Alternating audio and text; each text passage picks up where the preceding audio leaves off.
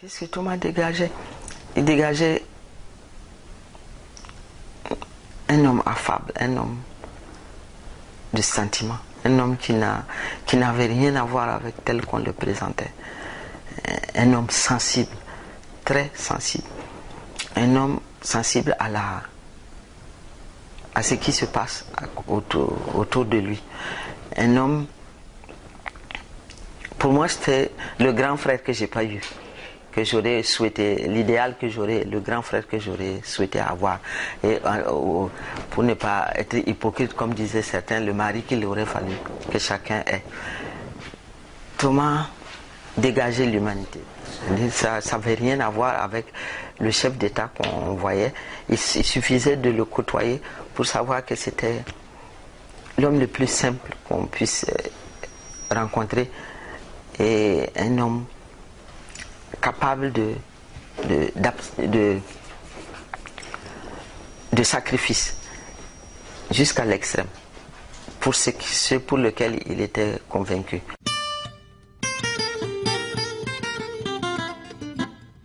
Il est né dans un village, le village, vraiment le petit village d'origine, qui est encore entièrement musulman. Et donc son père est un ancien combattant, un infirmier. Il est devenu infirmier par l'armée française. Il a fait la Deuxième Guerre mondiale.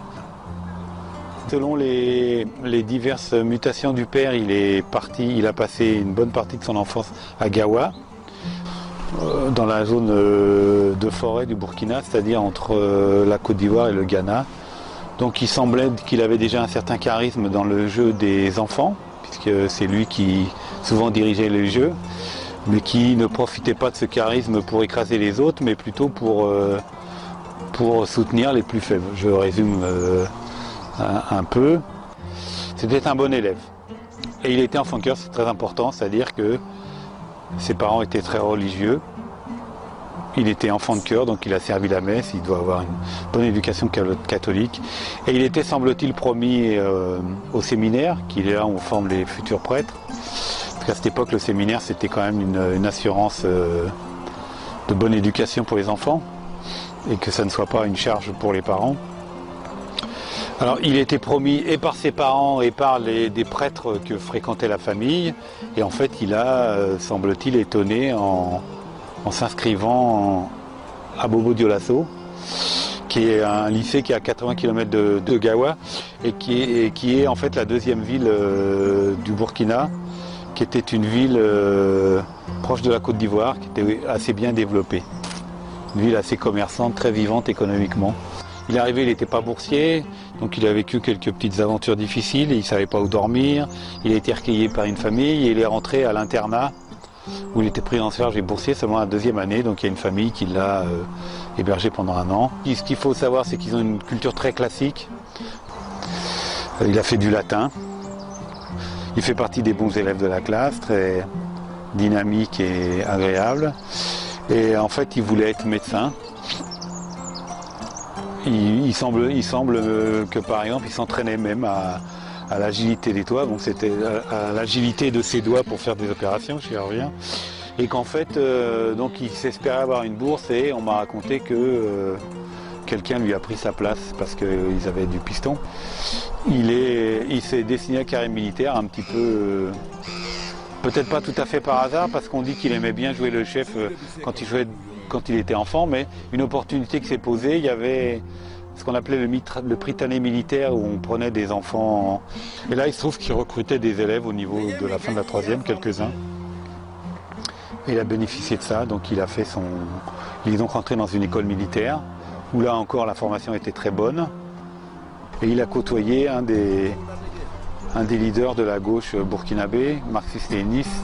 Il a eu comme professeur d'histoire, c'était un des premiers professeurs africains, puisqu'on sortait de l'indépendance. Ce qu'il faut peut-être retenir, c'est surtout une sensibilisation à la vie politique, l'existence d'un professeur marxiste parmi ses profs qui lui était dans la clandestinité, mais qui en tout cas devait transmettre un discours politique à ses élèves et une certaine connaissance de l'histoire. Donc prendre l'histoire comme un mouvement dans lequel les hommes ont évidemment une grande part, ont une certaine prise. Quand on pense à Sankara, alors on dit c'était un militaire, Odile Sankara. Effectivement, c'est un militaire différent des autres et bien avant qu'il n'accède au pouvoir, il avait amorcé dans les occupations qu'il avait, par exemple à Pau, au régiment de Pau, chez les commandos, de faire de l'agriculture avec les militaires, de faire des travaux qui révolutionnaient un peu le monde militaire qu'on connaissait déjà. On connaissait auparavant les soldats chargés de la répression. Là, on découvre des soldats qui s'intéressent à l'économie. Bon, il appartenait un peu, je dirais, à cette vieille tradition des soldats sortis de Polytechnique et d'autres écoles qui étaient capables de faire beaucoup de choses, de construire des routes, des chemins de fer, des barrages. Donc c'est déjà une chose, je pense, singulière. On en reviendra sans doute. Son passage à Madagascar, qui a révolutionné aussi dans sa pensée toute cette réforme qu'il a apportée pendant son règne, la réforme agraire au Burkina. Et je me rappelle qu'il partait auprès des riziculteurs, des paysans, pour voir comment ils travaillaient, quels sont les outils qu'ils utilisaient, quelles sont les méthodes agricoles qu'ils utilisaient. D'abord, étant militaire, c'est quelqu'un qui a dit que tout militaire sans formation idéologique est un criminel en puissance. Après sa formation militaire à Madagascar, l'homme, il s'est auto-instruit. Il a cherché à se former en économie, en politique, en sociologie pour comprendre un peu les choses. Voilà ce monsieur qui s'est dit que militaire, tu dois d'abord savoir le sens de l'ordre qu'on te donne avant de commencer à l'exécuter. Quand tu comprends le sens de l'ordre, tu viens à la deuxième question, c'est de chercher à comprendre cet ordre dont on me demande d'exécuter, il profite à qui? Donc tant que l'ordre qu'on profite au peuple, il rentre dans le devoir du militaire. Mais si l'ordre qu'on te donne ne profite pas au peuple, mais plutôt à celui qui te donne l'ordre, l'exécuter serait contraire au devoir du militaire. You know? Et donc de là, on voit toute la dimension des fonctions des militaires. Elle s'étend à tous les domaines de la vie. La sécurité n'est pas que physique. Il y a la sécurité spirituelle, il y a la sécurité économique, il y a la sécurité culturelle. Sankara a compris la fonction du militaire et l'a étendue à ce sens-là. Alors en même temps, à Madagascar, il découvre que de jeunes soldats peuvent prendre le pouvoir, non pas à partir de la position qu'on appelait à l'époque néocolonialiste, mais à partir des positions progressistes. C'est là qu'il a découvert le phénomène Didier Rattirac, et lorsqu'il rentre au Burkina Faso, il découvre un autre phénomène au Ghana, le phénomène Jerry Rawlings, qui est aussi un jeune officier comme lui. Tout à fait, il était très curieux, très intelligent aussi, et il lisait beaucoup, il s'intéressait beaucoup aux autres modèles. Malgré qu'on a perdu pendant l'esclavage nos vaillants hommes et femmes, vaillantes femmes, pendant la colonisation, quand nos ressources ont été pillées, et pendant la néocolonisation, quand le système a continué, la France-Afrique et d'autres systèmes ont continué en Afrique à piller nos ressources, à un moment donné, Sankara est apparu. Donc, qu'est-ce qui s'est passé? Sur un fond totalement sombre, où on nous dit rien n'est possible, on nous dit vous n'êtes rien, vous ne valez rien, vous ne pouvez rien. Et un homme sort, pas du néant, c'est ce qui est extrêmement important, il ne sort pas du néant. Il sort, il est le fruit d'une prise de conscience personnelle, individuelle, et d'un ardent combat de recherche d'informations pour comprendre le système, traiter le système et pouvoir et voir. Mais les solutions sont simples, les solutions sont là. Le capitaine Sankara, effectivement, lorsqu'il a fini sa formation d'élève officier à Madagascar et qu'il arrive au Burkina, effectivement, il va être affecté dans une unité militaire à Bobo-Dioulasso, la deuxième ville du Burkina, dans un service de génie militaire. Dans les années 80, il y a un premier régime militaire qui arrive, c'est-à-dire le colonel Césaire-Beau fait un coup d'État et renverse un pouvoir constitutionnel normal qui existait. Et donc, quand ce coup d'État a lieu, c'est les colonels qui viennent au pouvoir et dans leur gouvernement, ils vont imposer à Sankara d'être ministre. Il ne voulait pas, mais c'était un ordre militaire. Donc, il va se retrouver secrétaire d'État à la culture et à l'information. Pour un artiste, c'était bien vu. Parce que bon, la culture, c'est quelque chose qu'il y a toujours parlé. Donc Sankara se retrouve secrétaire d'État et dans un gouvernement dont il ne partage pas les vues. Mais il avait promis qu'il ne serait pas pour longtemps. Effectivement, après quelque temps de passage à ce gouvernement, il va faire une démission fracassante. Lors d'un colloque international avec les cinéastes, les journalistes du monde entier, et en direct, dans son discours, il va effectivement rendre sa démission publiquement en s'attaquant à cette fameuse phrase qu'il lâche « Malheur à ceux qui bâillonnent leur peuple ». Ça a résonné comme un tonnerre ce jour. Et là, tous ceux qui l'ignoraient vont commencer à le découvrir à partir de ce moment-là. Et effectivement, il démissionne, il va commencer à avoir des problèmes politiques. Et quelque temps après, ce gouvernement était aussi impopulaire qu'il l'était au départ, va aussi succomber à un autre coup d'État avec l'avènement du commandant Jean-Baptiste Ouédraogo avec des jeunes officiers.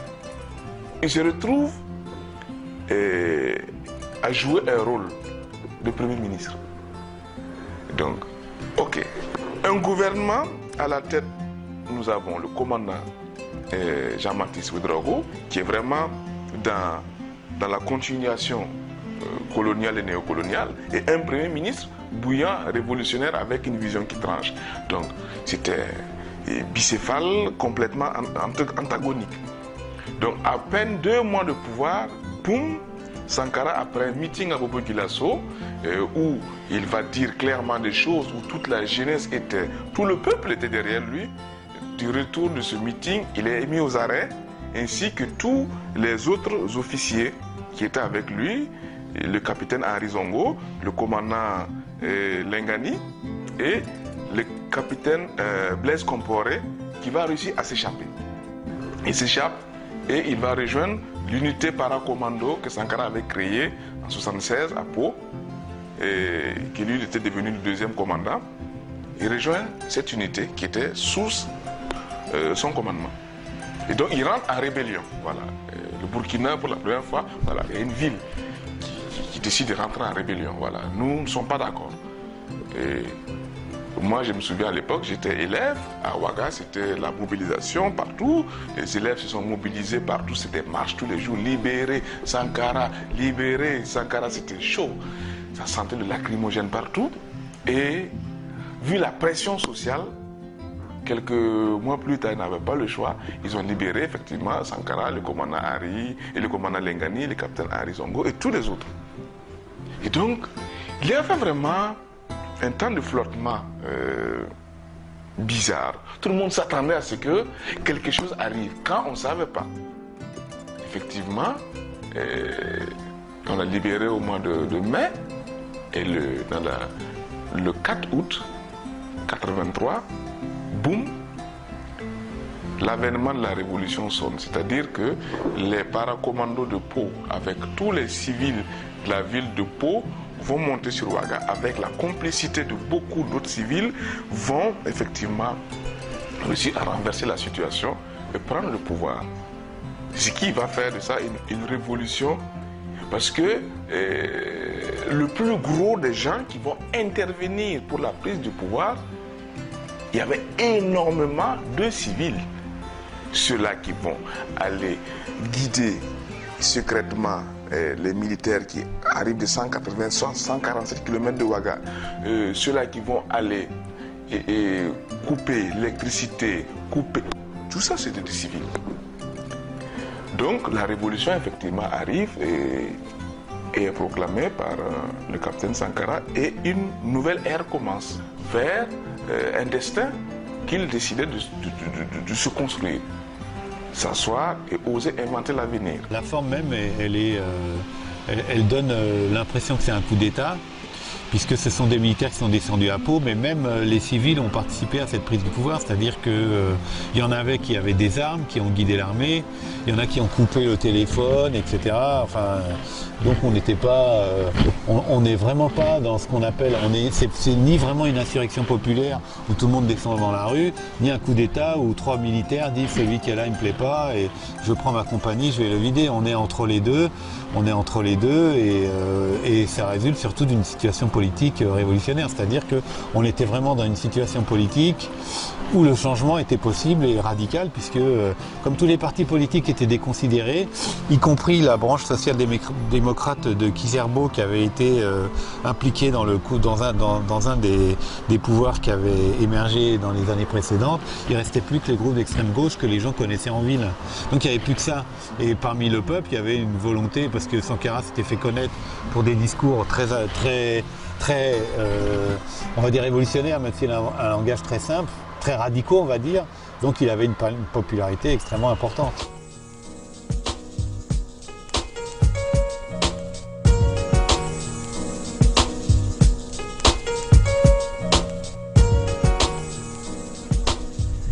Il a dit qu'il serait irréaliste de ne pas comprendre et d'accepter la situation dans laquelle il a récupéré ce pays.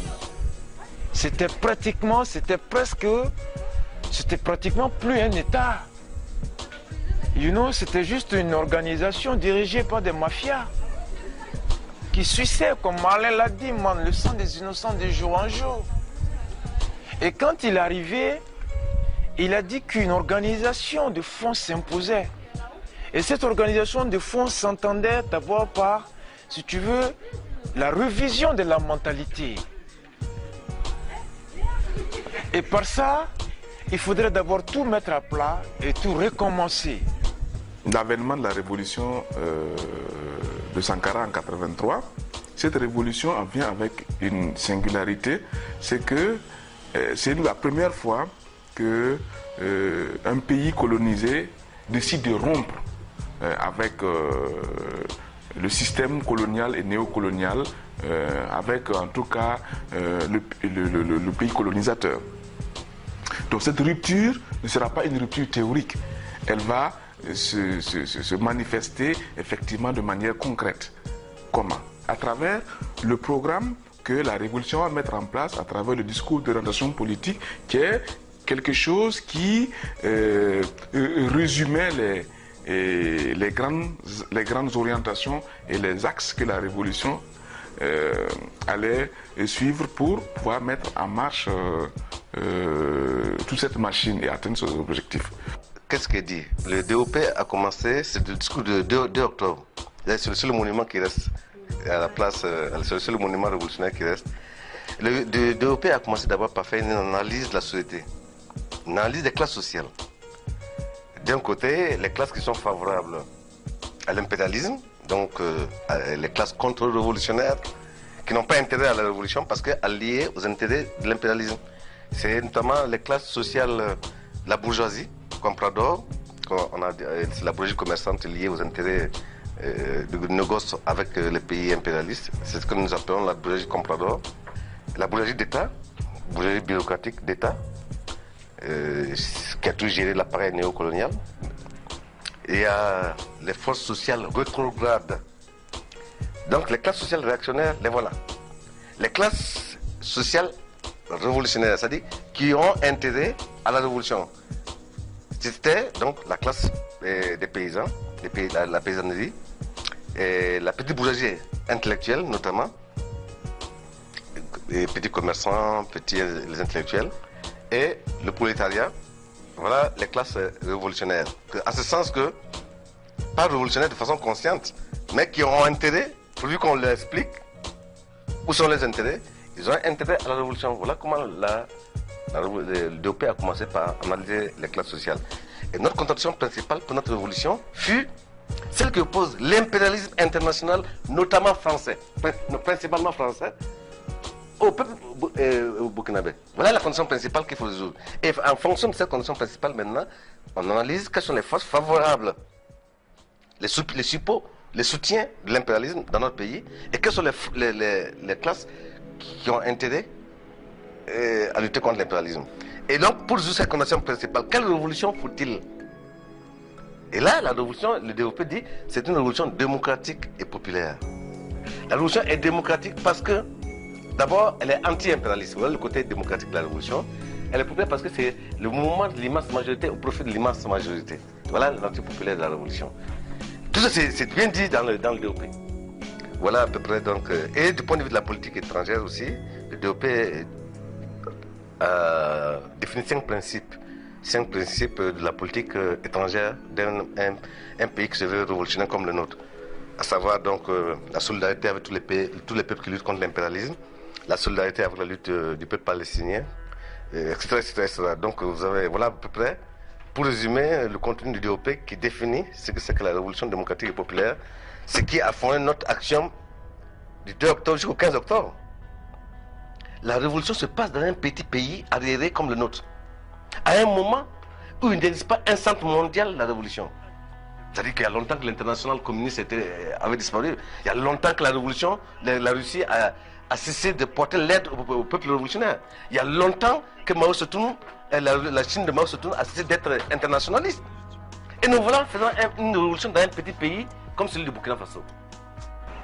Je pense que Thomas Sankara avait raison d'estimer qu'il faut une conscientisation de masse, des éducations de masse, des écoles de masse, même quand elles ne sont pas des écoles avec murs blanchis à l'assaut et toits et plafonds, même si c'est de chaume, et que ça atteigne toutes les masses. Le reste vient de lui-même. Mais vu sous certains angles, c'était comme une dictature. Mais véritablement, il faisait l'expression de la population à la base, par les villageois, par les communautés qui décidaient de ce qu'elles voulaient et qui était bien pour eux.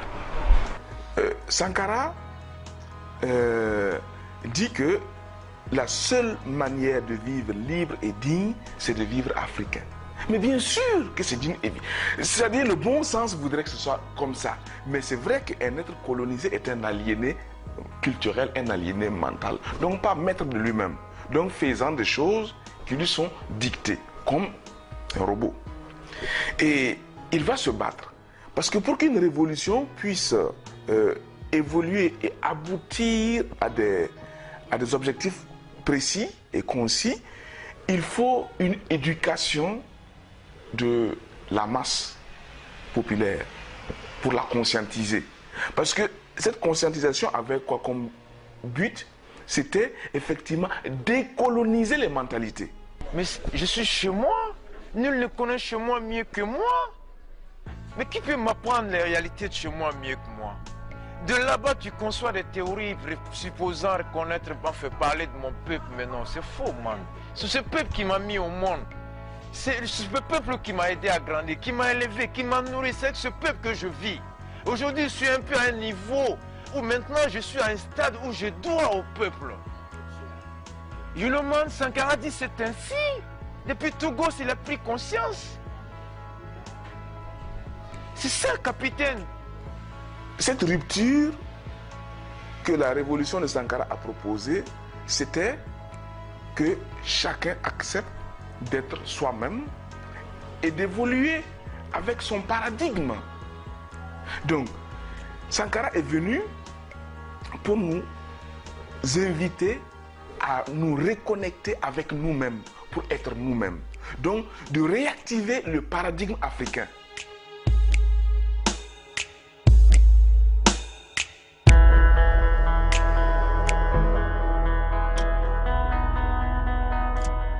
C'est qu'en Sankara, tu vois une dose d'un Kwame Nkrumah, l'industrialisation.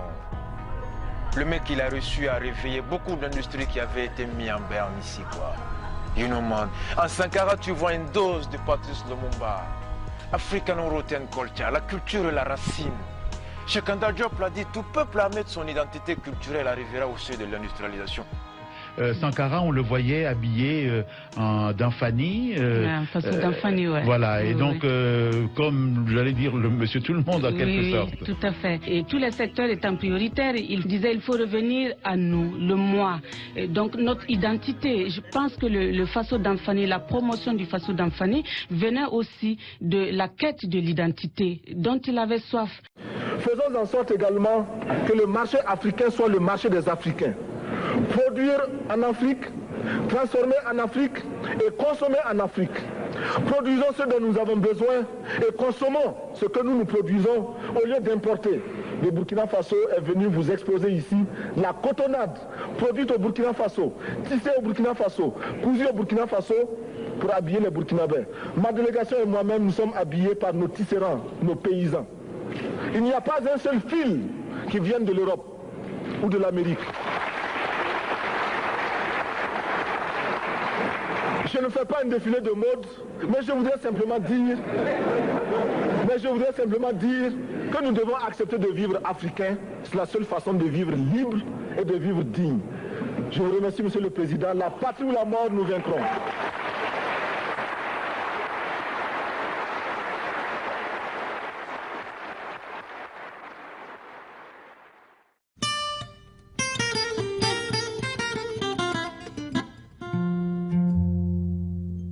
Et le secteur culturel a été très prioritaire et jamais le Burkina de 83 à 87 n'a autant enregistré le boom culturel qu'il y a eu. Et donc tout ça participait à la promotion de l'identité africaine. Sankara, pour moi, est l'un des rares hommes politiques qui a compris que la culture était au cœur même du développement. La culture est au début et à la fin du développement. Donc, il lui a donné une place assez importante, sinon centrale, dans le cadre de sa vision. Et pour lui, il faut éduquer les gens pour les conscientiser à davantage comprendre ce qui se joue contre eux et pourquoi ils sont dans cette situation. C'est pourquoi, dès l'avènement de la Révolution, il va construire des théâtres populaires.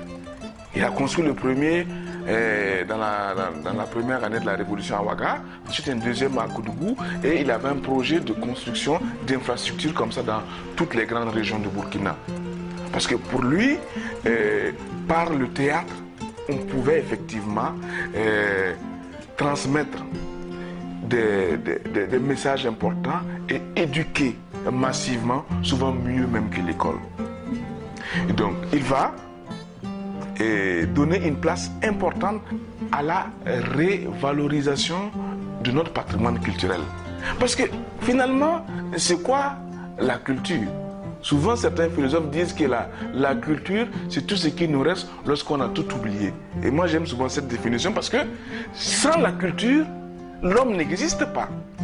Sankara est l'homme politique qui va restructurer le FESPACO et lui donner la dimension qu'il a aujourd'hui. Ce plus grand festival panafricain de cinéma africain, bien sûr que c'est Sankara qui le restructure et lui donne la dimension qu'il a aujourd'hui.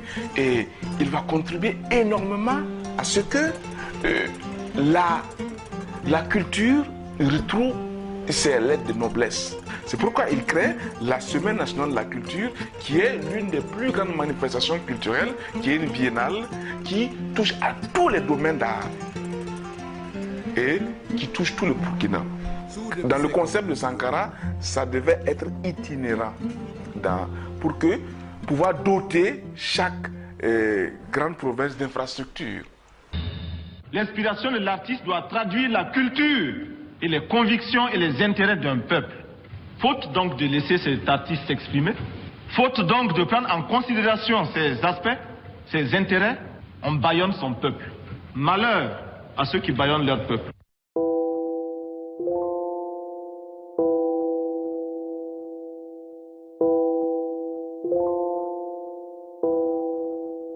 Mais parler de Sankara, quand tu parles de Sankara, mais tu vois l'Afrique, tu vois Tché, tu vois Cuba, tu vois Lumumba, Tu vas mal Comics, tu vas mal Telutankic, tu vas Mandela, tous ces mecs qui avaient une dose, qui avaient un bagage et qui étaient promis à une carrière vraiment pas possible. Mais c'est les mecs qui à un moment donné se sont dit, stop, il faut réfléchir. Quoi? Faire le choix. Il y a le cœur, il y a l'esprit. Je veux la jouissance personnelle, je veux jouir seul. Alors là, je compose avec le système et là je largue mes frères. Mais non, moi, je suis un humain, un produit de la société. Et c'est cette société qui m'a donné tout ce que j'ai aujourd'hui. Et j'ai le devoir de reconnaissance vis-à-vis de cette société. Et par conséquent, les intérêts de cette société priment sur tout. Je ne suis qu'un instrument au service du bonheur de cette société-là. Au nom de quoi je vais la trahir pour un bonheur précaire? C'est ce que Sankara a préféré.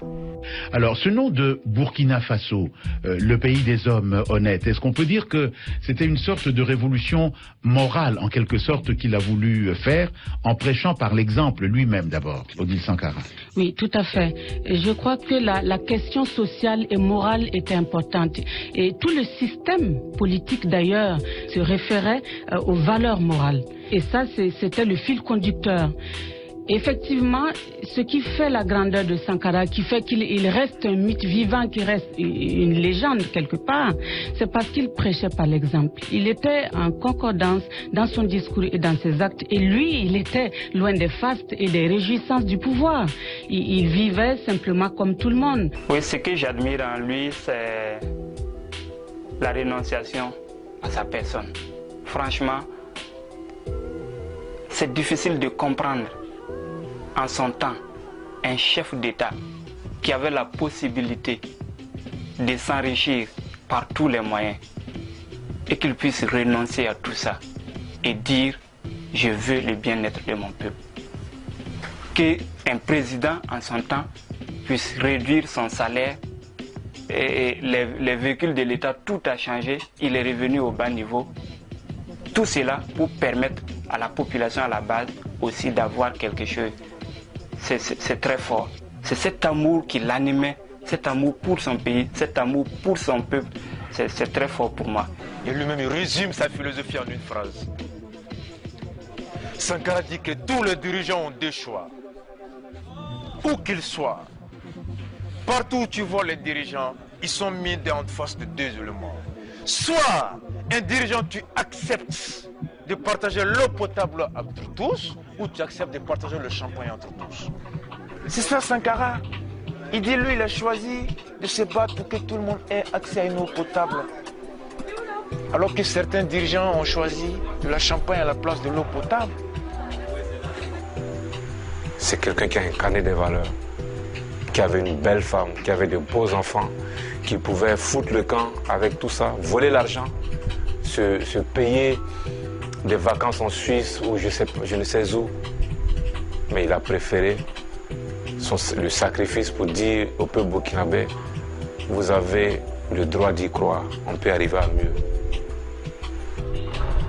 Et lui-même au niveau personnel, tu n'avais rien comme matériel qu'un petit vélo, R5 comme voiture de service. Sa famille matériellement n'a rien bénéficié. Mais aujourd'hui, c'est l'une des familles les plus respectées du Burkina. Ils jouissent de l'honneur, de l'image que leur frère a laissée. À son domicile, au niveau de Bulbalro. Et si vous partez voir, si on vous dit que c'est le domicile d'un président, vous allez dire que ce n'est pas vrai. Parce que c'est un président, il avait tout à ses moyens, mais il n'a pas voulu détourner ou bien s'enrichir avec l'argent du pouvoir. La maison est toujours telle, sauf qu'on a repris la peinture. Il est mort comme il a vécu, c'est-à-dire les poches vides. Il avait quand même des vertus qui étaient importantes. Il avait baptisé le Burkina Faso pays des hommes intègres. Il pouvait le proposer dans le sens où lui-même faisait l'exemple d'une intégrité absolue. Le Burkina se débaptise parce qu'on dit qui nomme domine. C'est-à-dire que le nom que la Haute-Volta portait était un nom colonial qui n'avait que le sceau du colonisateur. Et donc, le nom est fondamental à la fois pour une personne que pour une nation ou pour toute chose. Et quand tu ne te nommes pas et tu es nommé, tu ne t'appartiens plus déjà, pour commencer. Et il débaptise la Haute-Volta pour le nommer Burkina Faso, qui signifie le pays des hommes intègres. Ce nom est tout un programme politique. Pourquoi? Parce que à travers cela va se retrouver toute une vision authentiquement africaine qu'on appelle chez les Mossé le Burkindom. Le Burkindom est une vision philosophique polysémique qui signifie à la fois la vérité, la justice, l'intégrité, la droiture. Donc tout le programme va s'organiser autour de cela. Sankara dit que l'homme, c'est la dignité. Et la dignité, c'est se faire respecter et être respectable. Tu ne peux pas te demander aux autres de te respecter tant que tu continues à dépendre d'eux. Exiger qu'on te respecte n'est pas qu'un mot vain, man. La vision que les gens vont avoir du Burkina et du Burkinabé, rien qu'en Afrique, avait considérablement changé. Moi, j'étais collégien à l'époque, mais le souvenir que j'ai, c'est d'entendre mes aînés quand ils partaient à l'étranger et qu'ils revenaient. Ça, je l'ai entendu à plusieurs reprises. Mais quand tu es burkinabé et tu sors ton passeport avec la patrouille, là, mais tout le monde, on te respectait. Mais tout le monde en Afrique, on te respectait. En dehors du continent africain, on te respectait. Et à l'époque, quand je disais Voltaire, Haute Voltaire, même en France, on connaissait pas ça, c'est tout. Même au Sénégal à côté, vous disiez Haute Voltaire, les Sénégalais, je vous jure, j'ai fait mes études au Sénégal, à Dakar. Ils se disaient, mais c'est où? C'est au Vietnam, non? La Haute Voltaire n'existait pas. Mais quand on dit Burkina Faso, le Burkina Faso est connu dans tout le monde entier. Les Burkinabés, pauvres airs, des pauvres airs, comme on dit en Côte d'Ivoire, méprisés. Mais les Voltaïques étaient méprisés, mais les Burkinabés étaient honorés. Ils n'ont plus levé la tête en Côte d'Ivoire, le travail immigré. Des missions africaines qui vont à Genève, comme la vie est chère à Genève. Généralement, ils habitent à la frontière, à la France, à la rive de la France. Donc pour aller là-bas, on voit des Maliens qui étaient habillés en Dafani. On dit, vous êtes des Burkinabés? Ils se sont regardés entre eux et ils ont dit, nous sommes des Burkinabés. Parce que les Burkinabés étaient honorés. À la Banque mondiale, quand j'ai conduit une délégation à la Banque mondiale à Washington, mais il fallait voir comment toute l'institution tremblait. Quand on dit la délégation burkinabé, tout le monde tremble. Et tout le monde, on dit, on prend le crédit qu'on veut. C'était un capital quand on marchandait. À la Banque mondiale, on nous poussait pour nous donner le crédit, on refusait. Ça, c'est le Burkina Faso. Non, tout ce que vous voulez. J'ai conduit personnellement une mission à la Banque mondiale. Donc je parle de ce que je sais. Et ça, c'était un capital que nous avions. Et d'ailleurs, dont continue de bénéficier l'actuel régime. Même s'il ne le mérite pas, il continue de bénéficier de cette activité. Voilà à peu près ce que je peux dire. Comme vous le voyez, quand je parle de ça, je parle avec passion, je parle avec cœur parce que j'ai milité pour ça.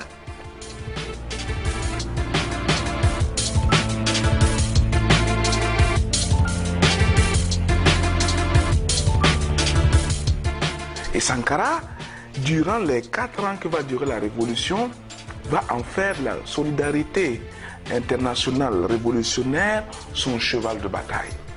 On va le retrouver sur tous les fronts. On va le retrouver dans la lutte pour la cause palestinienne. Et moi personnellement, je découvre cette cause palestinienne quand j'étais au collège. Nous avons assisté à tellement de conférences, on était sensibilisés à ça.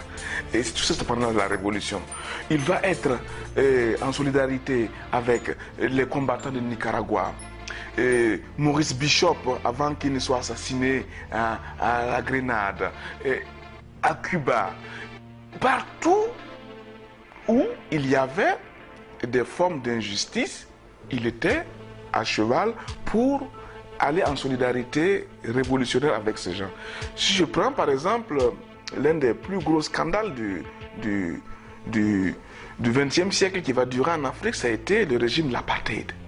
Sankara va être le premier chef d'État africain à prendre position de manière ouverte et à donner symboliquement des armes de manière ouverte à l'ANC pour combattre.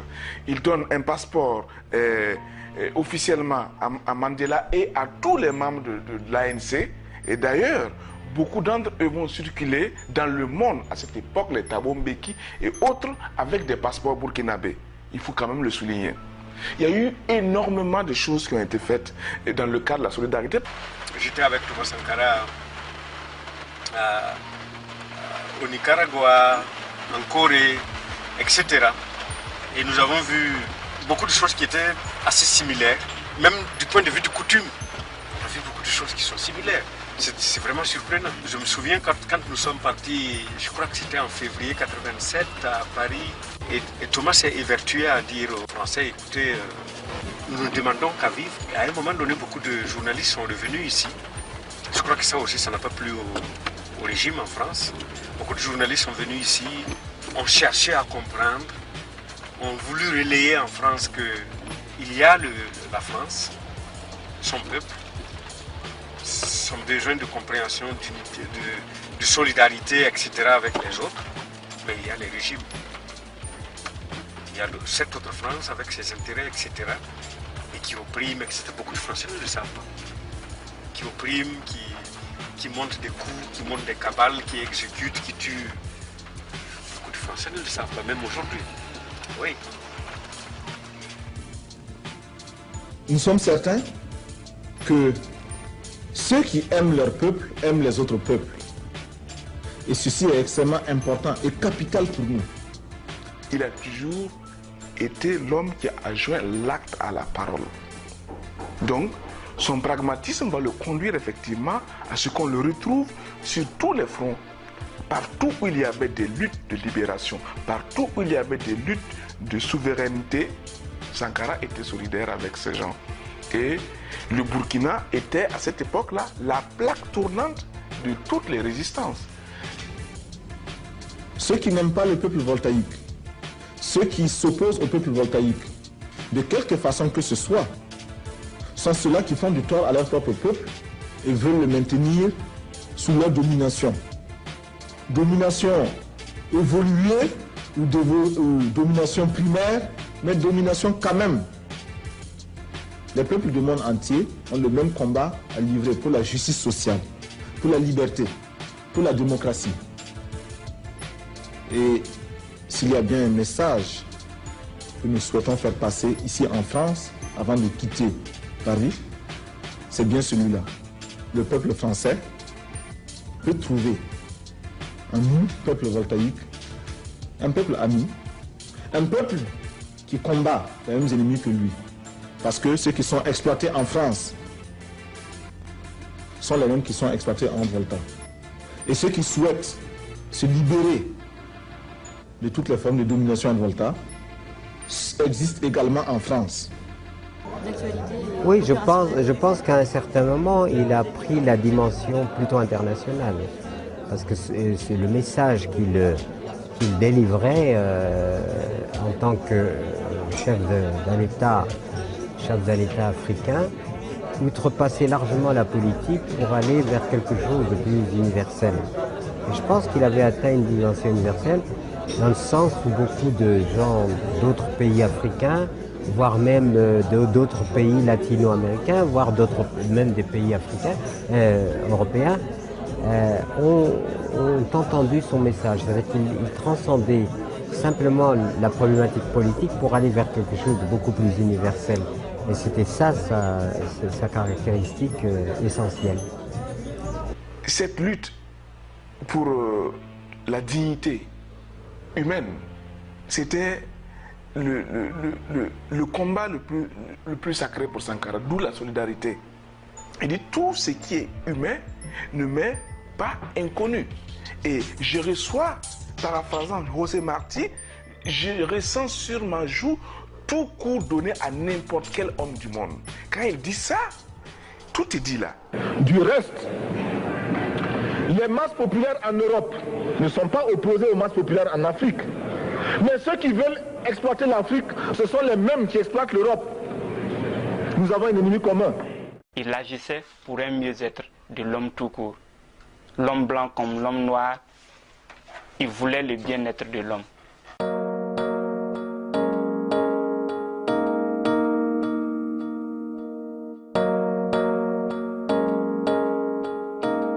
personne qui avait quand même réussi à bouleverser les mentalités acquises, on va dire, à ne pas dissocier avec l'homme, avec une touche d'humour. Donc ce qui rendait quand même le truc, c'est un personnage quoi, un vrai personnage et puis très plaisant à écouter. En tout cas, il avait de belles idées quoi. Et économiquement, il a dit que d'abord de la situation précaire, il faudrait qu'on puisse avoir le courage et accepter d'y réfléchir à avoir des systèmes nous permettant de sortir de cet endettement-là. Et c'est là, il te résume par cette phrase qu'il nous faut une aide qui nous aide à nous passer de l'aide. Et tu ne peux pas demander à l'autre de te respecter. Et tu ne peux pas prétendre ne plus dépendre de l'autre. Tu ne peux pas non plus prétendre être indépendant dans ton idéologie en continuant de demander à l'autre de t'apporter ta nourriture matérielle. Et cela demande en amont un sacrifice énorme. Et ce sacrifice se traduit sur le plan étatique par la réduction des budgets de l'État. Le budget de fonctionnement de l'État, c'est ce qui engage des endettements. Quand tu prétends vivre au-dessus de tes moyens, tu es obligé tout le temps de tendre la main. Et tant que tu tends la main, alors tu dois recevoir, tu dois accepter de recevoir aussi. Tu vois, alors, enfin, la conduite a dicté. Et c'est là, Sankara, en 2 ans, il a imposé une conduite à l'État et aux hommes de l'État. Il illustre par quelques exemples. Désormais, pour des missions du peuple, ceux qui ont à voyager en classe affaires, qui voyagent en classe économique. On arrivait à faire quelques marches. Si c'est 10 personnes qui doivent aller en mission, qu'on envoie 4. Si c'est une voiture de 45 millions qu'on a besoin, qu'on doit payer, qu'on paye une voiture de 10 millions, man. Tu vois, de la gestion des dépenses de l'État fait qu'il a réussi à diminuer la marge de la dette. À chaque année, il s'est constitué une marge, si tu veux, d'économie qu'il imputait à la dépense, à l'aide prochaine. Et finalement, il a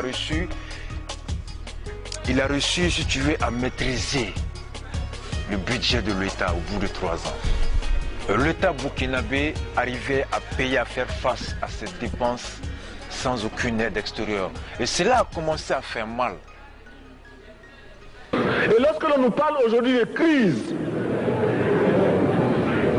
économique, l'on oublie de nous dire que la crise n'est pas venue de façon subite. La crise existe de tout temps. Et elle ira en s'aggravant chaque fois que les masses populaires seront de plus en plus conscientes de leurs droits face aux exploiteurs. Il y a crise aujourd'hui parce que les masses refusent que les richesses soient concentrées entre les mains de quelques individus. Il y a crise parce que quelques individus déposent dans des banques à l'étranger des sommes colossales qui suffiraient à développer l'Afrique. Il y a crise parce que face à ces richesses individuelles que l'on peut nommer, les masses populaires refusent de vivre dans les ghettos, dans les bas quartiers. Il y a crise parce que les peuples partout refusent d'être dans Soweto face à Johannesburg. Il y a donc lutte et l'exacerbation de cette lutte amène les tenants du pouvoir financier à s'inquiéter. On nous demande aujourd'hui d'être complices de la recherche d'un équilibre. Équilibre en faveur des tenants du pouvoir financier, équilibre au détriment de nos masses populaires. Non, nous ne pouvons pas être complices. Non, nous ne pouvons pas accompagner ceux qui sucent le sang de nos peuples et qui vivent de la sueur de nos peuples. Nous ne pouvons pas les accompagner dans leur démarche assassine. Il a mis les agronomes en place, il est redescendu lui-même à l'intérieur, s'enquérir des réalités physiques de son pays. Et ayant vu l'avancée du désert, il a sommé les gens à lutter très vite contre l'avancée, à implanter des arbres. Et sachant qu'il dépend alimentairement d'une aide extérieure, que à peu près 40 à 50% des besoins alimentaires burkinabés venant de l'extérieur, que tu ne saurais jamais faire face à ceux qui t'envoient leur nourriture tant que tu n'as pas une autosuffisance alimentaire. Il faut une autoproduction. Et quand il arrivait, la production par hectare était à peu près de 1000 et quelques hectares, du moins tonnes par hectare. Mais avec la volonté et la détermination, il a réussi à tripler la capacité de production par hectare en blé qui était à 3000 et quelques. Il fut le seul à faire du Burkina le seul pays de la sous-région autosuffisant alimentaire en 1984. Ils n'importaient aucune graine de nourriture de l'extérieur. Quand je suis allé au Burkina Faso en 1981, ce n'était pas Thomas Sankara qui était donc au pouvoir. C'est quelques années après, quand j'ai travaillé, donc j'avais commencé à travailler évidemment sur l'agroécologie. Je l'avais proposé d'abord dans les institutions nationales et ensuite nous avons créé Gorom Gorom, donc le centre de Gorom Gorom. Et c'est parce que le travail que nous faisions a beaucoup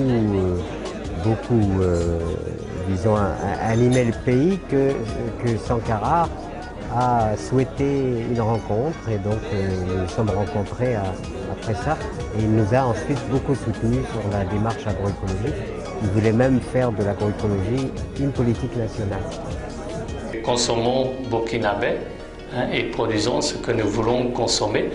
Donc c'était déjà cette idée de ce que veut faire passer les concepts de souveraineté alimentaire définis par les paysans, le droit justement de produire nous-mêmes la nourriture pour nourrir la population. Aujourd'hui, il est question de vie chère partout. Vie chère pourquoi? Parce que nous importons tout. Si on avait continué à produire et à consommer burkinabé, est-ce qu'on allait s'inquiéter que les Thaïlandais ne cultivent pas son riz? Mais aujourd'hui, c'est ça. Si on coupe tout là-bas, nous, on meurt de faim ici. Et souvent, c'est des céréales qu'on nous envoie dont la qualité laisse à désirer. On ne sait pas de quand ça date. C'est quand c'est pas bien là-bas, on nous envoie ici. Et on nous a fait croire que ce que nous faisons n'est pas bien. Ce que nous cultivons nous-mêmes n'est pas bien. Aujourd'hui, par exemple, au Burkina, la filière qui est beaucoup encouragée, c'était le coton. On ne mange pas le coton. Mais il avait une certaine fierté, il a redonné une fierté aux paysans. Et puis, il a protégé donc alors les paysans des aléas de l'exportation, notamment de haricots verts. Parce qu'on a fait cultiver les haricots verts dans certains coins par les paysans. Ils ont respecté toutes les normes, etc. Et puis, ils conduisent ça dans des cartons bien rangés. Et puis, ils arrivent à Ouaga. Il n'y a pas d'avion pour le fret, là. Donc, c'était une perte. Et les commerçants ont ramené ça aux paysans. Débrouillez-vous, nous, on n'a pas pu vendre. Et ils ne payaient pas les paysans. Donc, Sankara, il a distribué tous ces cajots, là, à la porte dans chaque cour ou concession ou bien au bureau, je ne sais pas comment, mais les fonctionnaires étaient obligés d'acheter ces cartons et c'était défalqué de leur salaire. Mais au moins ils ont sauvé et puis ils ont habitué les Burkinabés à apprécier aussi les haricots verts. Il avait redonné de la valeur aux agriculteurs, il avait redonné de la valeur à la maman au foyer parce qu'il sait le rôle fondamental que joue la femme au foyer. Est-ce que vous voyez? Et si ça avait continué, où en serions-nous aujourd'hui?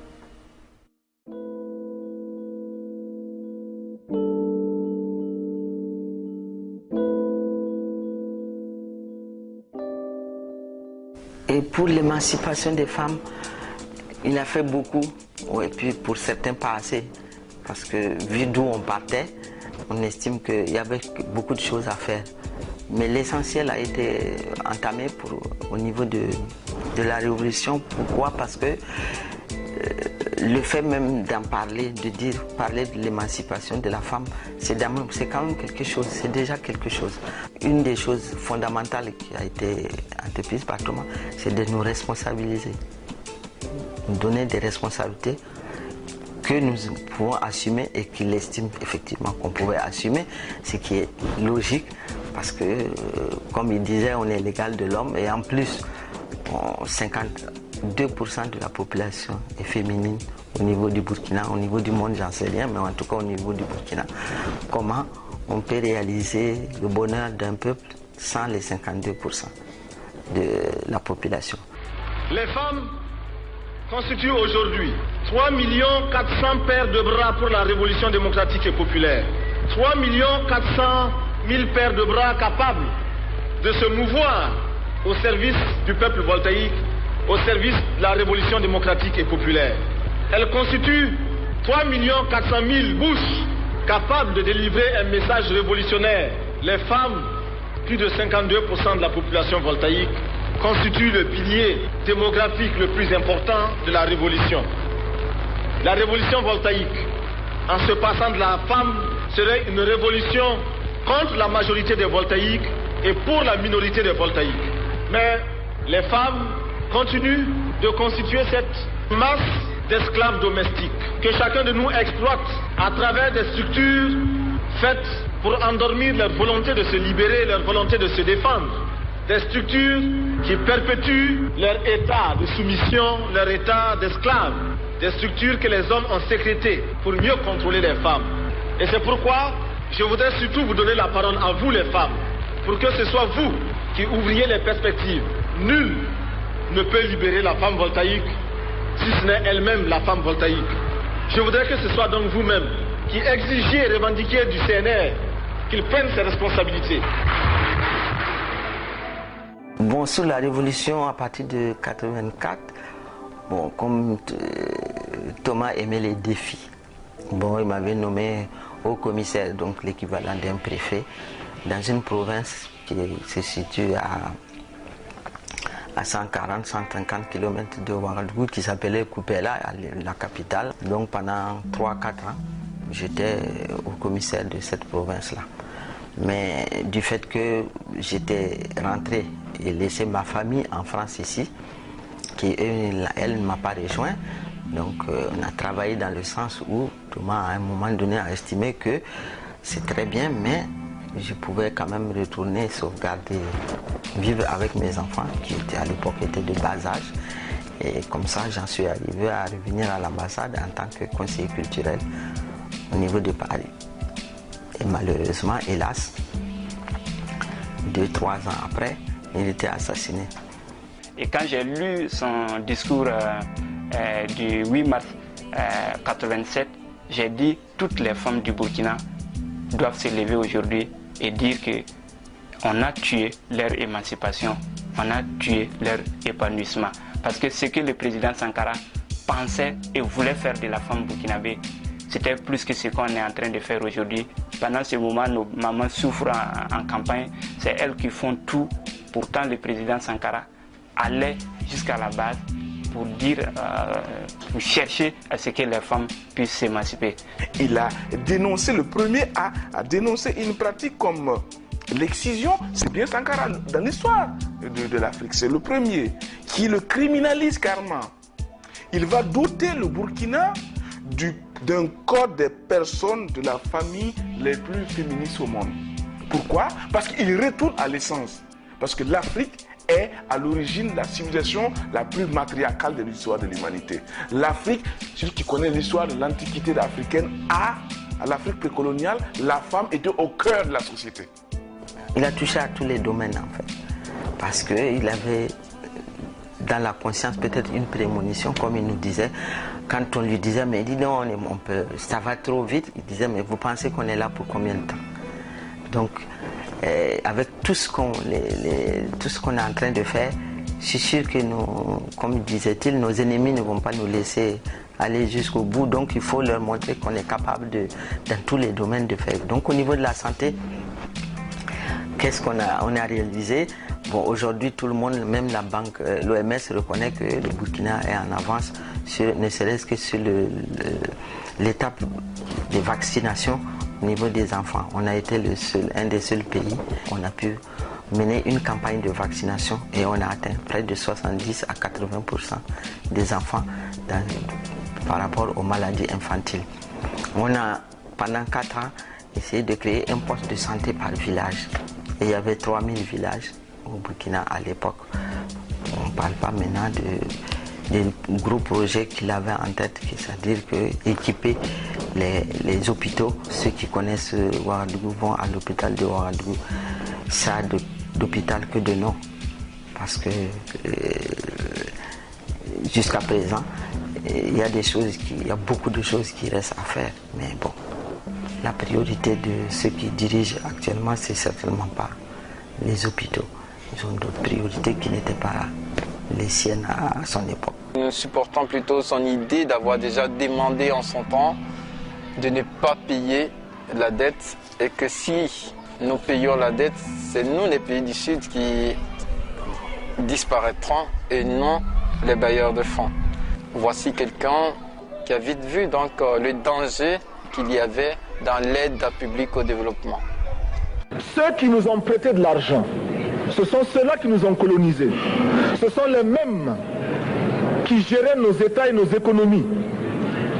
Ce sont les colonisateurs qui endettaient l'Afrique auprès des bailleurs de fonds, leurs frères et cousins. Nous étions étrangers à cette dette. Nous ne pouvons donc pas la payer. On nous a présenté des montages financiers alléchants, des dossiers. Nous nous sommes endettés pour 50 ans, 60 ans, même plus. C'est-à-dire que l'on nous a amenés à compromettre nos peuples pendant 50 ans et plus. La dette ne peut pas être remboursée parce que, d'abord, si nous ne payons pas, nos bailleurs de fonds ne mourront pas. Soyons-en sûrs. Par contre, si nous payons, c'est nous qui allons mourir. Soyons-en sûrs également. Ceux qui nous ont amenés, ceux qui nous ont conduits à l'endettement, ont joué comme dans un casino. Quand ils gagnaient, il y avait plein de débats. Maintenant qu'ils ont perdu au jeu, ils nous exigent le remboursement. Et l'on parle de crise. Non, Monsieur le Président, ils ont joué, ils ont perdu, c'est la règle du jeu. La vie continue. Nous ne pouvons pas payer la dette parce qu'au contraire, les autres nous doivent ce que les plus grandes richesses ne pourront jamais payer, c'est-à-dire la dette de sang. C'est notre sang qui a été versé. Je voudrais que notre conférence adopte la nécessité de dire clairement que nous ne pouvons pas payer la dette. Non pas dans un esprit belliqueux, belliciste. Ceci pour éviter que nous n'allions individuellement nous faire assassiner.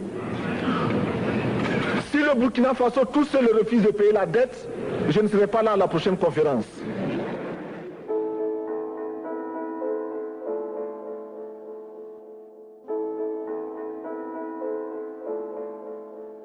À plusieurs reprises, des rumeurs de son assassinat éventuel se faisaient sentir et on lui a souvent fait part.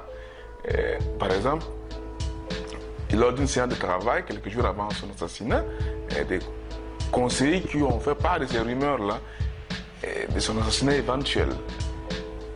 Mais Sankara, il leur dit, mais vous savez, dans la vie, chacun doit vivre sans se soucier de la mort. Parce que vivant, nous ne connaissons pas la mort, et mort, nous ne savions plus que nous avons vécu et que nous sommes morts.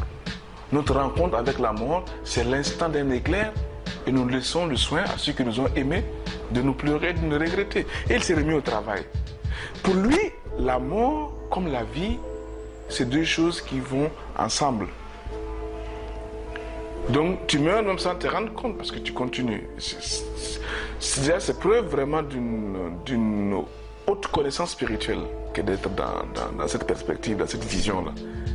Et pour lui, en dehors de cette vision, cette puissance spirituelle qu'il avait de comprendre le subtil, ce qui se préparait le 15 octobre, en tant que militaire, il était au courant. Beaucoup de preuves l'ont confirmé, et le confirmeront d'ailleurs plus tard. L'année dernière, au 20e anniversaire, on était avec un de ses anciens ministres de l'Éducation qui nous a dit qu'il est venu le voir la veille de son assassinat. Que capitaine, il paraît qu'il y a un coup d'État qui se trame dans ton dos. Sankara dit, ouais, je suis au courant. Mais c'est aux amis de trahir l'amitié. Il dit, mais mon frère, est-ce que tu as peur? Le ministre dit, vraiment, capitaine, j'ai peur. Il dit, si tu as peur, je peux t'arranger pour que toi et ta famille vous ayez un asile à l'extérieur. Le monsieur dit qu'il est sorti. Arrivé à la porte, il est revenu. Il dit, le capitaine, je reste. Je dis, il savait qu'il devait tuer. Il savait tout ce qu'il y avait comme tricks and tracks pour l'éliminer et tout. Mais il a dit non.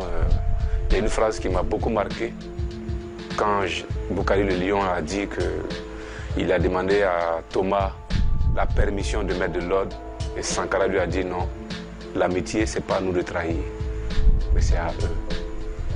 Vous savez, quand on a reçu une éducation, une bonne éducation, il y a des valeurs qu'on respecte. Chez nous, on nous a toujours dit que dès l'instant où tu as plongé la main dans la même assiette que quelqu'un, c'est-à-dire si vous avez mangé ensemble, il vous est interdit de vous trahir. Mon opinion, c'est qu'en fait, bon ça j'ai des témoignages très forts, c'est qu'en fait a eu des moments de dépression, Thomas Sankara. Donc il a dû vouloir démissionner parce qu'il était fatigué, qu'il était à bout.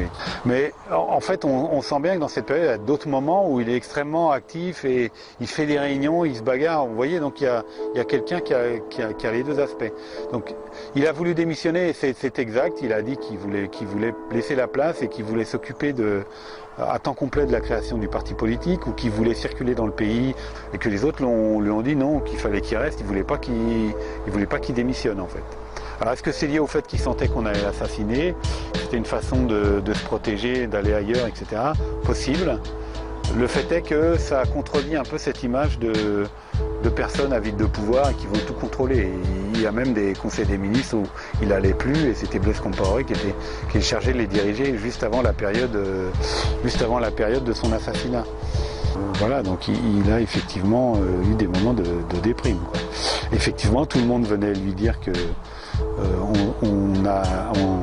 on allait porter atteinte à sa vie, qu'on voulait l'assassiner, que lui il disait à tout le monde si vous touchez un cheveu de Blaise Compaoré, c'est vous aurez affaire à moi. Il était en avance sur son temps, et il avait autour de lui des aveugles et des sourds qui n'ont rien compris. Voilà, et que ce soit, il avait dit dans un de ses discours, il serait malheureux s'il n'arrive pas à convaincre quelqu'un. Et apparemment, il n'a pas réussi à convaincre les gens qui étaient plus proches de lui. Il y a des gens qui, matin, midi et soir, étaient avec lui, qui mangeaient avec lui et tout, mais qui ne l'ont pas compris. Et c'est pour cela qu'il a été trahi. Mais c'est sûr que la dernière période a été difficile. Ça a été difficile pour lui. C'est-à-dire qu'il n'était pas... Il a eu des moments de grande énergie et des moments de déprime, ça j'en suis persuadé. Ce qui d'ailleurs rend le personnage finalement plus attachant. Même si du côté des révolutionnaires purs et durs, on dit qu'un révolutionnaire ne peut pas se laisser aller à des états d'âme. Bon, quand on est un peu plus...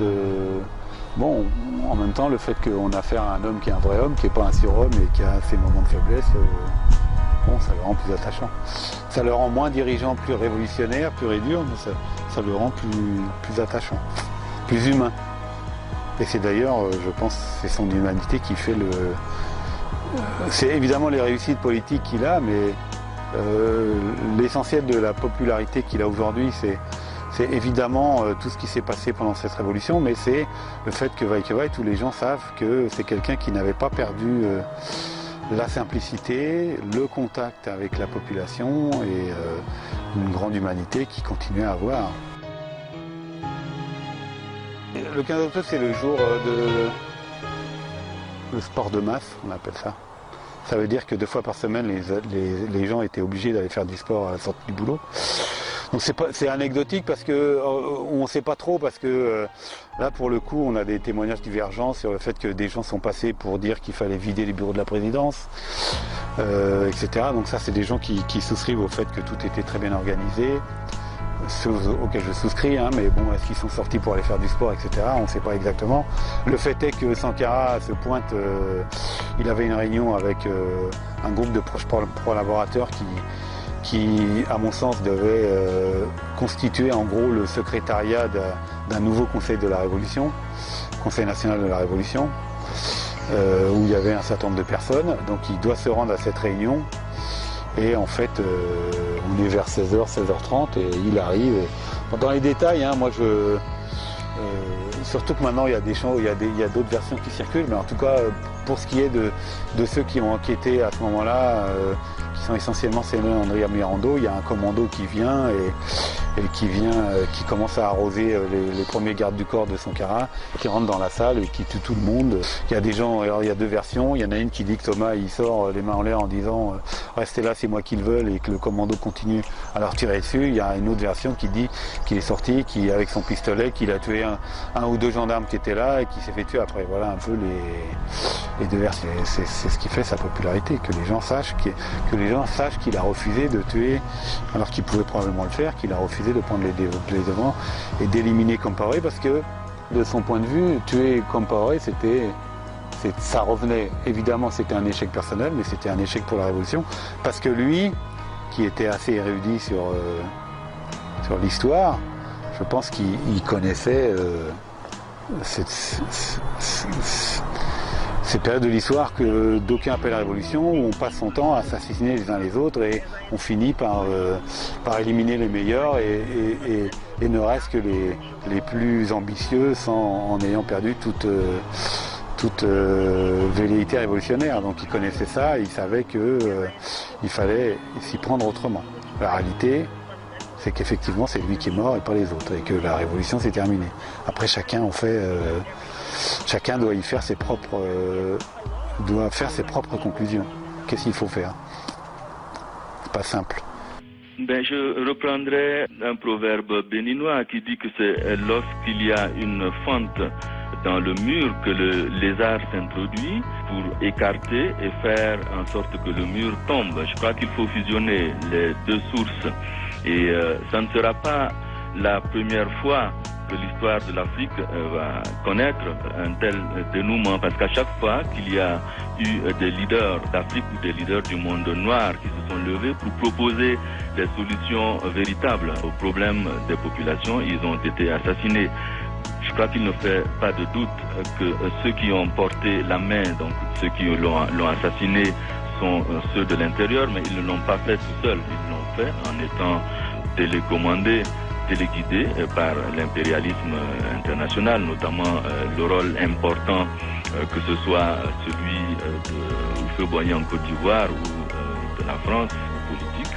Je crois qu'il est important que la mémoire d'Afrique se fasse en étant aussi juste, et qu'un jour, en tout cas qu'un jour, justice soit rendue et qu'on sache effectivement qui a été à l'origine.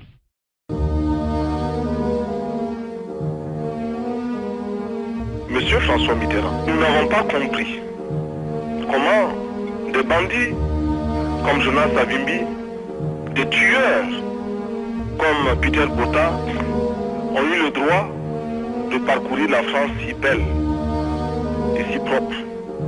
Ils l'ont taché. Ils l'ont taché de leurs mains et de leurs pieds couverts de sang. Et tous ceux qui leur ont permis de poser ces actes en porteront l'entière responsabilité ici. C'est un homme un peu dérangeant, le président Sankara. Hein? Non, c'est vrai, il pose des questions, quoi. Avec lui, il n'est pas facile de dormir en paix. Il ne vous laisse pas la conscience tranquille.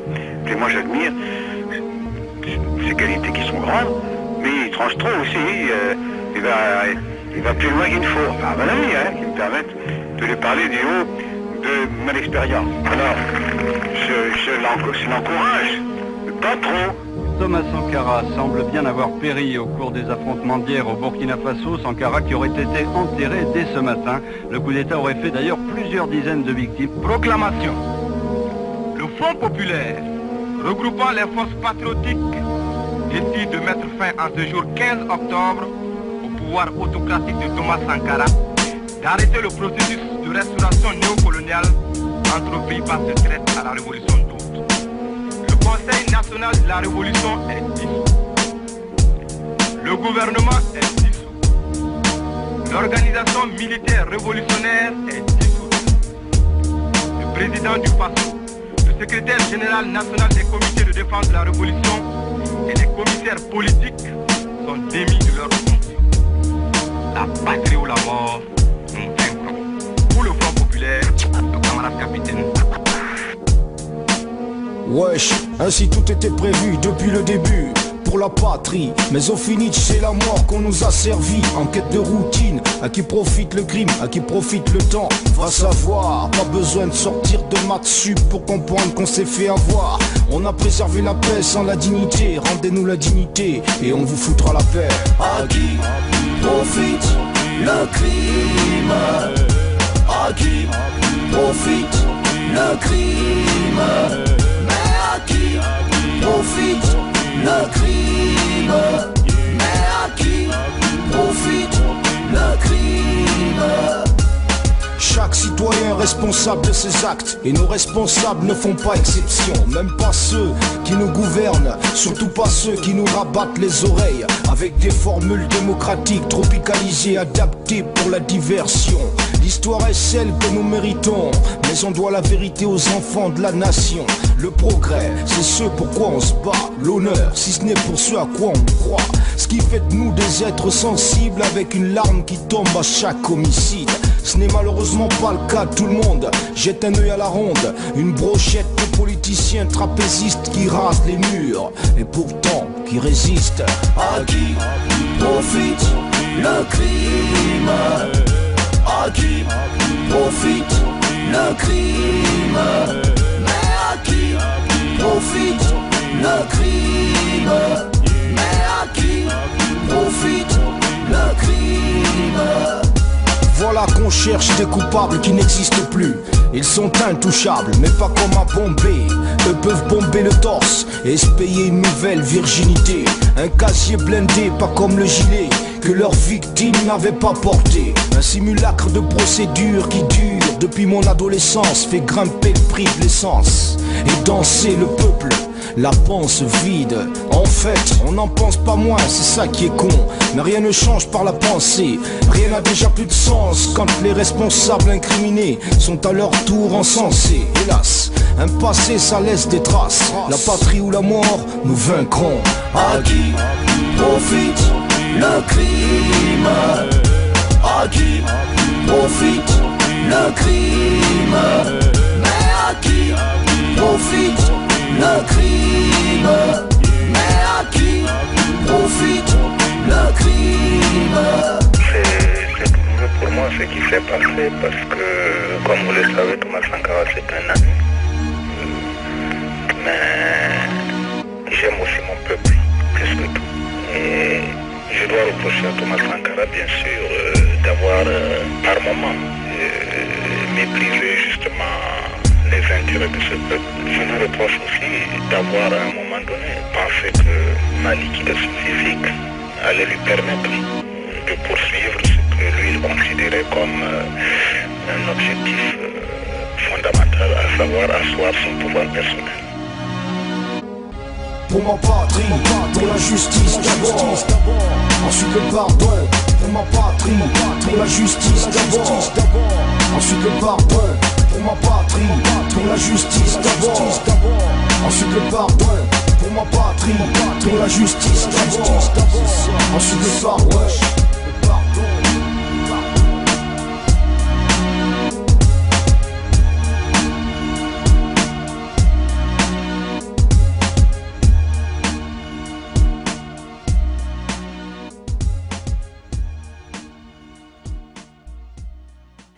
Avec le recul, je lui en veux de s'être sacrifié